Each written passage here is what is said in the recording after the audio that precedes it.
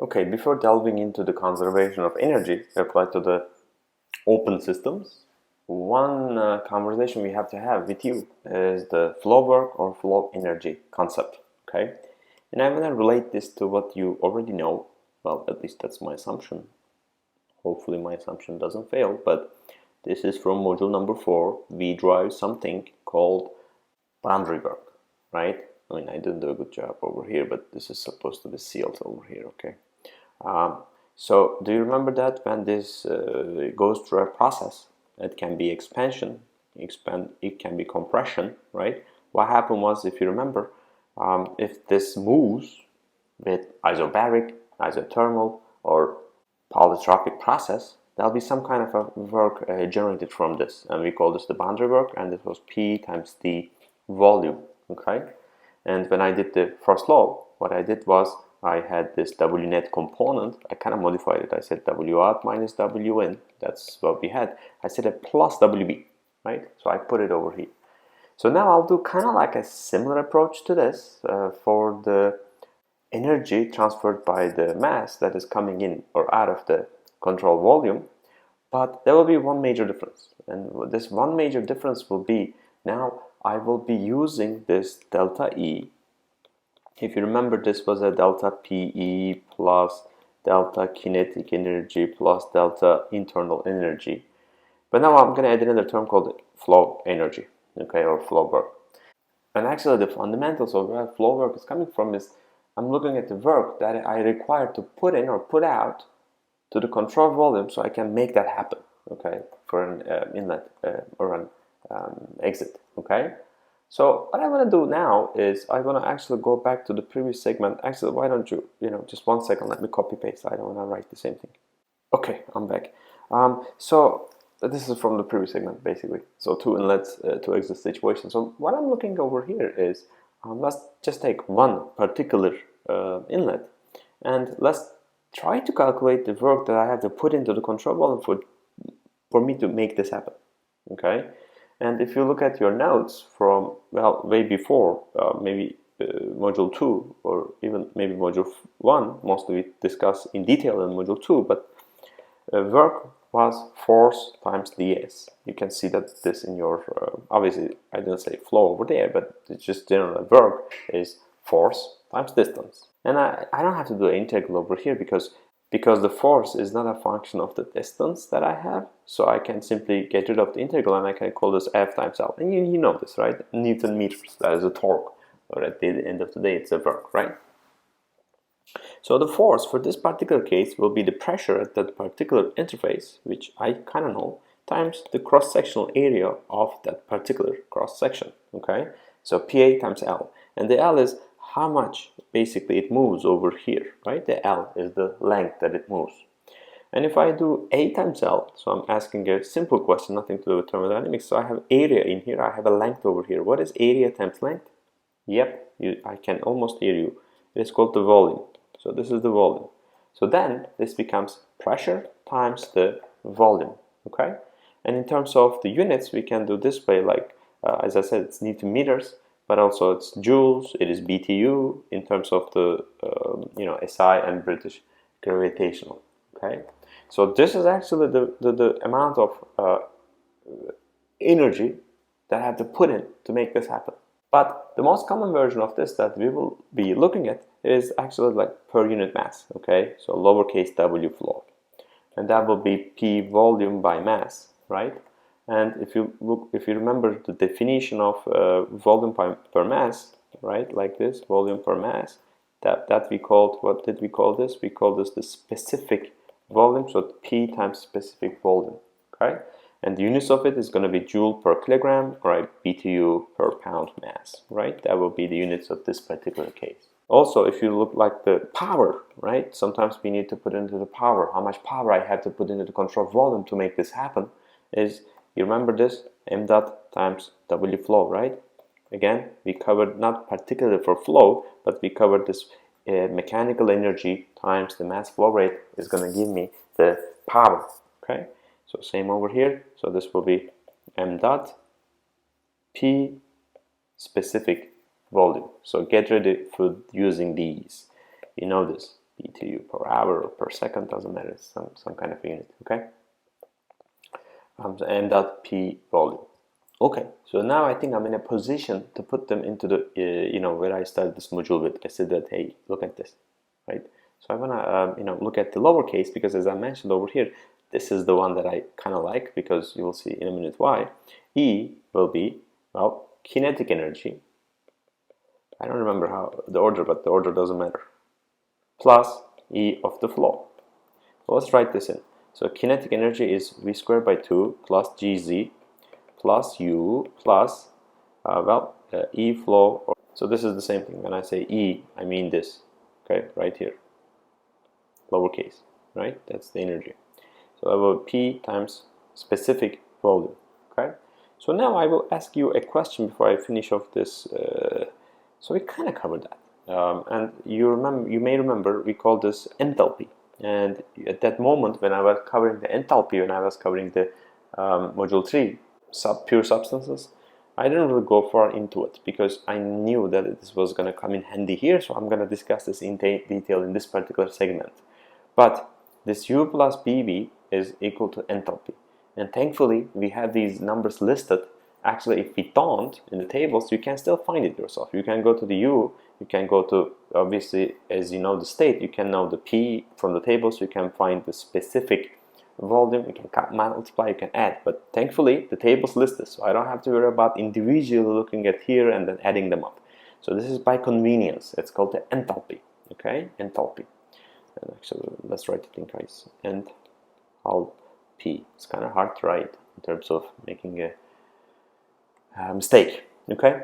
So okay, so then what happens is the total energy of a flowing fluid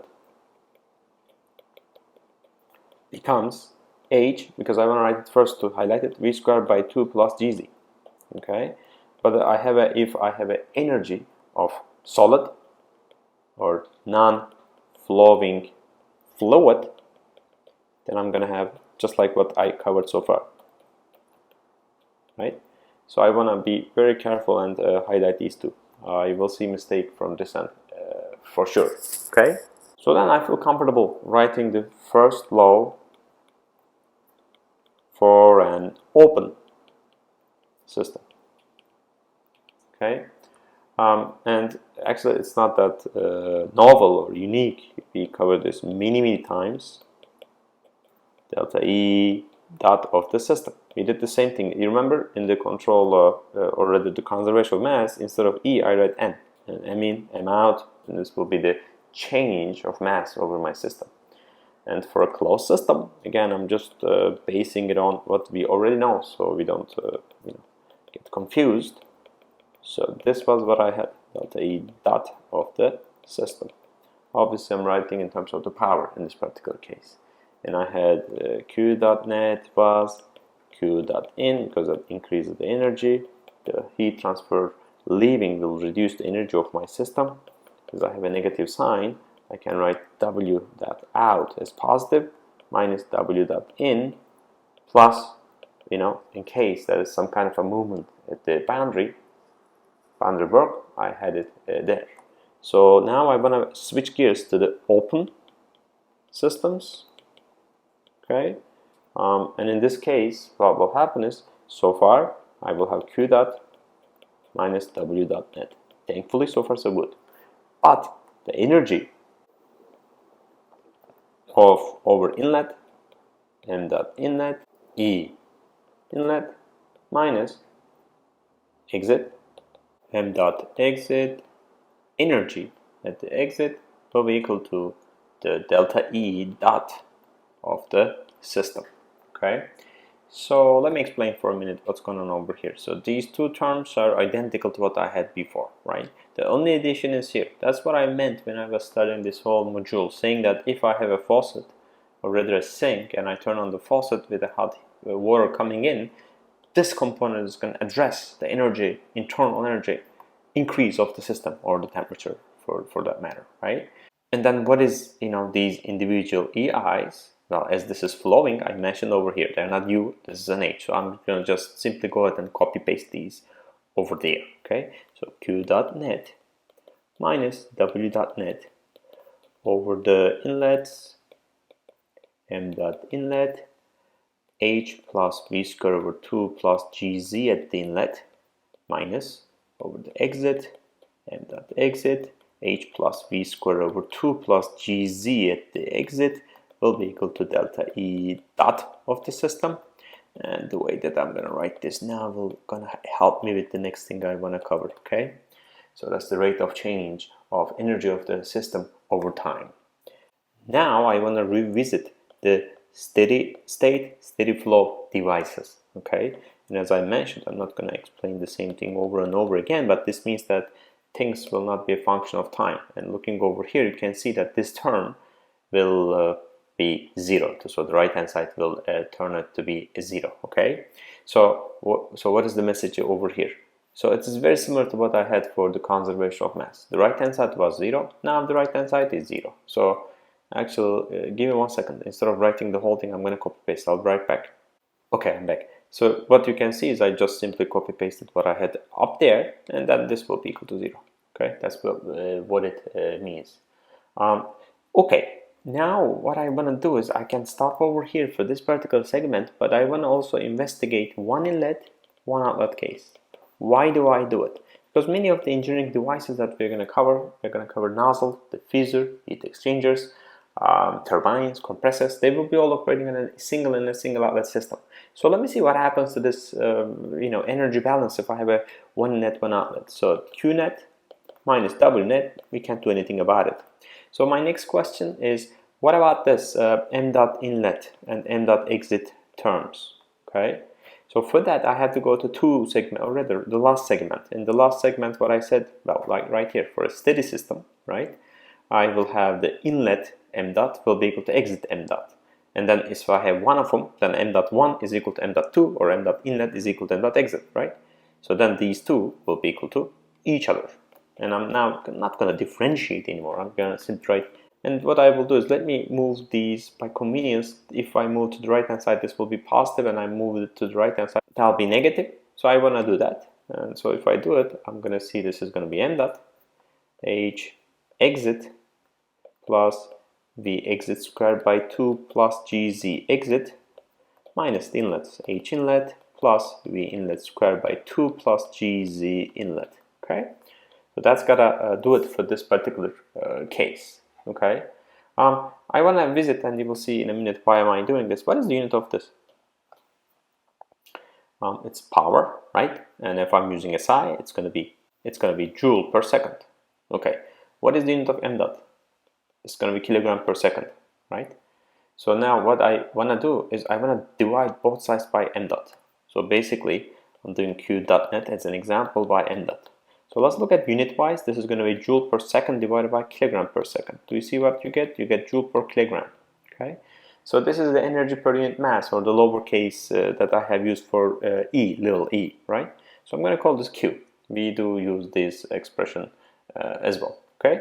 So if I do it, you're going to see Q net minus lowercase net, there's no dot because this is not over time, will be equal to H exit plus V exit squared by 2 plus GZ exit minus H inlet plus V inlet squared by 2 plus GZ inlet. Okay. Now, before I wrap up this module, I want to look at this H plus V squared by 2 plus GZ. So these three terms. And what I want to do is I want to look at the steam. I will look at the room pressure or atmospheric pressure, and as you know, the steam will vaporize at 100 degrees C in that particular condition. And I just simply go to saturated vapor H information, and I get this to be 2,506 kilojoule per kilogram from table. Okay, so okay, let's write this. This is 2,506 kilojoule per kilogram. Okay, let's say that my inlet velocity is 100 miles per hour, or 160 kilometer per hour, or 45 meter per second. Those three are the same. Okay, so if I go ahead and write this V squared over 2, what I will find is I'll get this about 1,000. Okay, in terms of SI, I have to put 45 meter per second, right? But this is in joules, not kilojoules, so this becomes 1 kilojoule per kilogram. Okay, so okay, do you see what I I think, getting over here. Do you see how small the velocity is compared to the energy that steam contains? Okay, so you can see how big it is. And I'm going to give another example just to illustrate. Let's say that I am at an elevation of 330 foot, or this is the same as 100 meters. So that's pretty high. Think about that for 5 seconds. Okay, and if you calculate the GZ, again, you're going to get at 1000, give or take, joule per kilogram, which becomes 1 kilojoule per kilogram. Even though my application may require me to go up and down 100 meters or 330 foot, this will be like, think about it. So if you neglect, for instance, applications, in some cases, like if you're dealing with a windmill, obviously do not neglect the kinetic energy. Obviously that's how it works, right? But in most of the cases, you will be seeing that we will safely ignore these in the next engineering devices, and we will in some cases ignore them, some cases we will not, because this will be much more than that for steam, for instance, a turbine. Okay, but I just want you to get a flavor of the comparison between those three terms. Okay. Alright, so that's gonna do it for me. I'll be back with more engineering devices. Thank you for watching this. Take care.